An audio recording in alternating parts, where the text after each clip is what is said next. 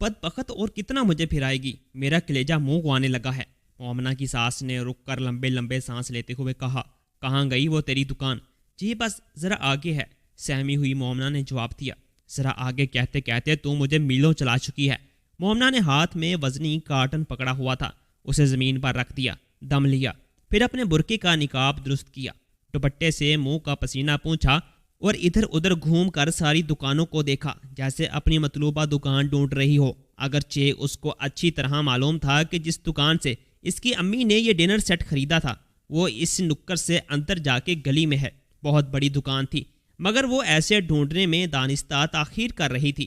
وہ ڈرتی تھی کہ جانے اس دکان کے اندر جانے کے بعد اس کی قسمت کا کیا فیصلہ ہو۔ 2 مہینے پہلے مومنہ کی شادی ہوئی تھی۔ اس کا باپ ایک کالج میں پروفیسر تھا، 6 بہن بھائی تھے، مومنہ سب سے بڑی تھی۔ ماں نے اپنی حیثیت کے مطابق جہیز میں ضرورت کی ہر چیز دی تھی۔ جب شادی طے ہو چکی تو مومنہ کی ساس نے مختلف طریقے سے پیغام بھیجنے شروع کر دیے اور اپنے مطالبات کو زبان دینا شروع کر دیے۔ بیٹے کے لیے امپورٹڈ گرم سوٹ اور رولیکس گھڑی، پھر imported T V, imported refrigerator مانگا۔ یہ تو اس نے خود سے صاف صاف کہہ دیا تھا کہ کراکری اور ڈنر سیٹ بھی امپورٹڈ ہونا چاہیے۔ مومنہ کی ساس نچلے متوسط طبقے سے تعلق رکھتی تھی۔ اس کا بیٹا CSS کر کے اچھی ملازمت میں آ گیا تھا، لہٰذا اب وہ اپنا معیار زندگی اونچا کرنا چاہتی تھی۔ اس کا یہی اکلوتا بیٹا تھا۔ مومنہ کے والد اب ریٹائرڈ ہونے والے تھے، پھر بھی اس کی سلیقہ شعار ماں نے کوشش کی کہ بیٹی کی ساس کی ہر فرمائش پوری کرتی چلی جائے۔ اتفاق سے جب وہ ڈنر سیٹ خریدنے آئی تو اس کے پاس امپورٹڈ ڈنر سیٹ خریدنے کو پیسے نہیں بچے۔ امپورٹڈ ڈنر سیٹ 1 لاکھ سے شروع ہو کر 5 لاکھ تک جاتے تھے۔ دکان پوچھتی ہوئی وہ اسی گلی والی دکان پر پہنچ گئی۔ باہر لکھا تھا جاپانی کراکری سٹور۔ اندر گئی تو امپورٹڈ جاپانی اور چینی برتنوں کے علاوہ پاکستانی ڈنر سیٹ بھی پڑے ہوئے تھے جن کی قیمتیں مناسب تھیں۔ برتن دکھانے کے بعد اس کو سوچ میں مگن دیکھ کر دکاندار نے پوچھا، آپ کا کیا مسئلہ ہے؟ حیران ہو کر اس نے دکاندار کی طرف دیکھا۔ 50 اور 60 کے درمیان اس کی عمر تھی اور کاروباری انداز سے وہ ایک ایک چیز دکھا رہا تھا۔ مومنہ بھی ماں کے ساتھ تھی۔ ماں کو خاموش دیکھ کر وہ بولی، امپورٹڈ ڈنر سیٹ تو بہت مہنگی ہیں، ہم نہیں خرید سکتے۔ کیا آپ ہمیں کوئی ایسا پاکستانی ڈنر سیٹ دکھا سکتے ہیں جو دیکھنے میں بالکل امپورٹڈ لگتا ہو؟ دکاندار مسکرایا، بی بی آپ نے پہلے کیوں نہیں بتایا؟ ہم تو روزانہ یہی کام کرتے ہیں، اس نے کہا۔ اس نے ایک بند الماری کھول دی اور بولا، آئیے بہن جی آپ دیکھ لیجئے۔ اس الماری میں 3-4 پاکستانی ڈنر سیٹ رکھے ہوئے تھے۔ وہ ان جاپانی سیٹوں کی ہو بہو نقل تھے جو 2 لاکھ روپے مالیت کے تھے اور انہوں نے باہر شو کیس میں دیکھے تھے۔ مومنہ نے جلدی سے پلیٹ ہاتھ میں لے کر اس کو الٹ پلٹ کر دیکھا، پیچھے کچھ بھی نہیں لکھا ہوا تھا۔ دکاندار متحمل لہجے میں بولا، لوگ فرمائش کرتے ہیں کہ پاکستانی ڈنر سیٹ کے پیچھے میڈ ان پاکستان نہ لکھوایا جائے، لیکن معیار میں یہ بالکل جاپانی سیٹ کے برابر ہیں، بے شک ساتھ رکھ کر دیکھ لیں۔ وہ باہر سے جاپانی ڈنر سیٹ کی ایک پلیٹ اٹھا لایا اور دونوں برابر رکھ دیے۔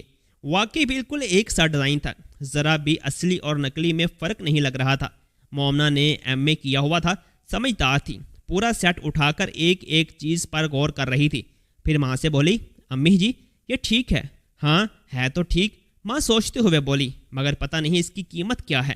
دکاندار بولا، آپ کے پاس کتنی گنجائش ہے؟ میں ویسا سیٹ آپ کو دکھا دوں؟ نہیں، سیٹ یہی مناسب ہے، قیمت بتا دیں پلیز، مومنہ بولی۔ پورے مکمل سیٹ کی قیمت تو 50,000 روپے ہے، اگر اس میں سے کچھ آئٹمز کم کر دیے جائیں تو قیمت اور بھی کم ہو جائے گی۔ 50,000؟ اس کی ماں حیرت سے بولی، آپ فیصلہ کر لیں، میں کچھ اور کم کر دوں گا۔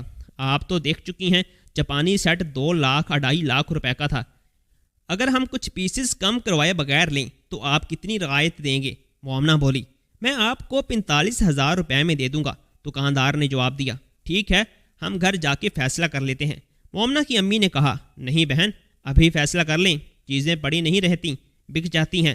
یہ تو بالکل امپورٹڈ لگتا ہے اور اب یہ آخری سیٹ رہ گیا ہے، اس کی بہت مانگ ہے، آپ لے جائیں، پیسے کل دے جانا۔ چنانچہ تھوڑی سی بحث کے بعد انہوں نے یہ سیٹ خرید لیا اور گھر آ کے پچھلے ماہ مومنہ کی ساس نے کچھ مہمانوں کو مدعو کیا اور مومنہ سے کہا کہ وہ اپنی شادی کا ڈنر سیٹ نکال لائے۔ سیٹ کے ہر برتن کو اس نے الٹ پلٹ کا دیکھا اور گھور کر پوچھا، کیا یہ امپورٹڈ ہے؟ مومنہ نے ہولے سے کہا، جی ہاں۔ وہ چمک کر بولی، اس پر تو کچھ لکھا ہوا نہیں۔ مومنہ نے ہلکی آواز میں کہا، دکاندار نے تو ہم سے یہی کہا تھا کہ جاپانی سیٹ ہے اور ہم نے خرید لیا، اور تم نے الٹ کر دیکھا ہی نہیں؟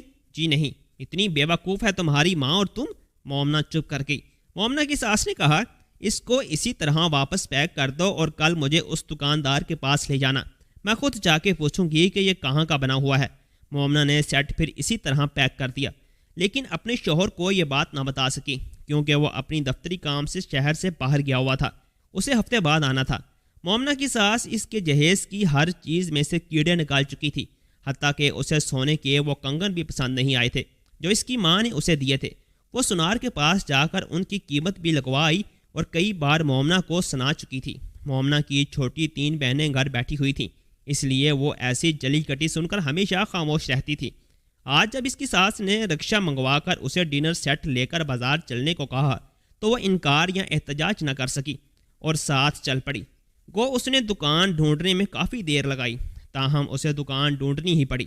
بمشکل اتنا بھاری ڈبہ اٹھا کر جب وہ اندر داخل ہوئی تو کاؤنٹر پر ایک جوان لڑکا بیٹھا تھا۔ وہ گھبرا گئی، آگے آ کے بولی، وہ جو بزرگ یہاں بیٹھتے ہیں کہاں ہیں؟ لڑکا کھڑا ہو گیا، بولا، وہ میرے والد ہیں، نماز پڑھنے گئے ہیں، ابھی آ جائیں گے۔ فرمائیے، میں کیا خدمت کر سکتا ہوں؟ نہیں، ہم ان کا انتظار کر لیں گے، مومنہ نے کہا۔ اس کی ساس ایک سٹول پر بیٹھ گئی اور ہانپنے لگی۔ مومنہ ادھر ادھر دیکھ کر بیٹھنے کی جگہ ڈھونڈ ہی رہی تھی کہ دکاندار آ گیا۔ مومنہ نے اپنی آنکھوں میں نصیب کا سارا دکھ بھر کے اس کو دیکھا اور دیکھتی ہی رہی۔ وہ بھی حیران ہو کر برقع پوش لڑکی کو دیکھنے لگا، پھر سٹول پر بیٹھی اس کی ساس کو دیکھا اور آگے آ گیا۔ جی فرمائیے، ساس کے پاس آ کر بولا۔ اب مومنہ ڈبہ آگے کر کے بولی، یہ ڈنر سیٹ ہم نے آپ کی۔ ابھی اتنا ہی کہا تھا کہ اس کی ساس کھڑی ہو گئی اور کرخت لہجے میں بولی، کیا یہ ڈنر سیٹ امپورٹڈ ہے؟ بس اتنا بتا دیں۔ دکاندار نے پہلے مومنہ کی طرف دیکھا، اس کی آنکھوں میں نمی تھی اور نمی میں ایک التجا تیر رہی تھی، یوں لگتا تھا ابھی روئی کہ روئی۔ دکاندار نے کہا، میں دیکھے بغیر کیسے بتا سکتا ہوں؟ ڈبہ آپ کے آگے پڑا ہوا ہے، کھول کر دیکھ لیں۔ دکاندار ڈبہ کھولنے لگا، اس کا بیٹا بھی آگے آ کے اس کا ہاتھ بٹانے لگا، پھر اس نے 2-4 پلیٹیں نکال لیں اور الٹ پلٹ کر دیکھتا رہا۔ ایک نظر اس نے مومنہ پر ڈالی، اس کے چہرے پر عجیب بے چارگی تھی۔ ساتھ ساتھ کھڑی ہوئی تھی، مومنہ منہ سے کچھ کہہ نہ سکتی تھی، بس آنکھوں ہی سے اپنی بے بسی کا اظہار کر رہی تھی۔ بی بی، آپ اس کی رسید لائی ہیں؟ دکان نے براہ راست مومنہ سے پوچھا۔ جی نہیں، پتہ نہیں اب رسید ہوگی یا گم ہو چکی، میری شادی کو 2 مہینے ہو گئے ہیں۔ دکاندار کی سمجھ میں ساری بات آ گئی۔ رسید سے کیا مطلب؟ آپ دکاندار ہیں، آپ نے سیٹ بیچا ہے، آپ کو معلوم ہونا چاہیے یہ پاکستانی ہے یا امپورٹڈ۔ ساس تلخ لہجے میں بولی۔ جی، وہ آرام سے بولا، میرا خیال تھا یہ شاید واپس لوٹانے کو لائی ہیں۔ ٹھیک ہے، پہلے بتاؤ یہ جاپانی سیٹ ہے؟ دکاندار ذرا سا مسکرایا۔ مومنہ کی سانس حلق میں اٹکنے لگی۔ وہ بولا، محترمہ، یہ امپورٹڈ ڈنر سیٹ ہے، ہم براہ راست جاپان سے کراکری منگواتے ہیں۔ چونکہ پاکستان میں آئے دن امپورٹ ایکسپورٹ کے قانون بدلتے رہتے ہیں، اس لیے ہم انہیں ہدایت دیتے ہیں کہ کچھ برتنوں پر میڈ ان جاپان نہ لکھا جائے، اس سے ہمیں فائدہ ہو جاتا ہے۔ اچھا؟ اس کی ساس غصے سے چمک کر بولی۔ اچھا بتاؤ، تم نے کتنے کا دیا تھا؟ 1 لاکھ کا، اس کے منہ سے اچانک نکل گیا۔ مومنہ کا رنگ فک ہو گیا۔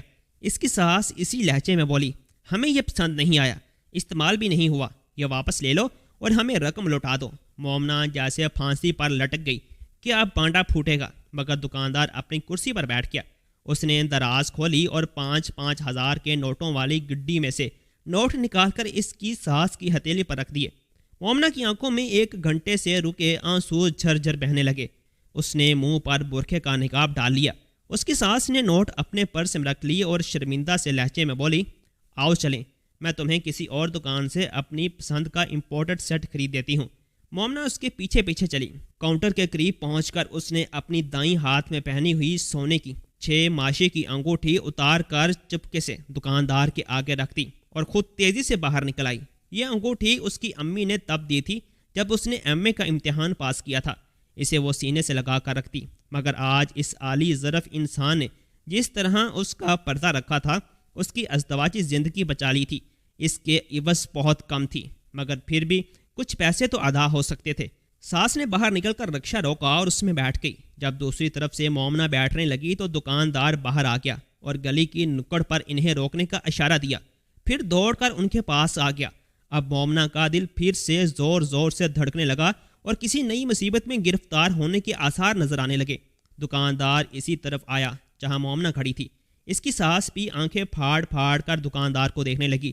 وہ مومنہ کے قریب آ گیا اور ہاتھ میں پکڑی انگوٹھی اس کی طرف بڑھا کر بولا، بیٹی یہ شاید آپ کی انگوٹھی ہے، جہاں آپ کھڑی تھیں مجھے وہاں سے ملی ہے، اس کو سنبھال لیجئے۔